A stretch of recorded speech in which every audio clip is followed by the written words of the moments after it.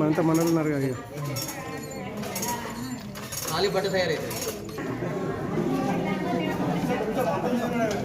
అన్న ఒక విన్నపం ప్రభుత్వంలో ఉన్న పెద్దలకు అధికారులకు రాజకీయ నాయకులందరికీ కూడా కోరుతా ఉన్నాం. ఇవాళ చేనేత వృత్తులను పరిరక్షించే బాధ్యత ప్రతి పౌరుడి మీద ఉంది. నేను గతంలో కూడా అనేక సందర్భాల్లో ఈ శాలువలు పూల బొకేలు బంద్ చేసి చేనేత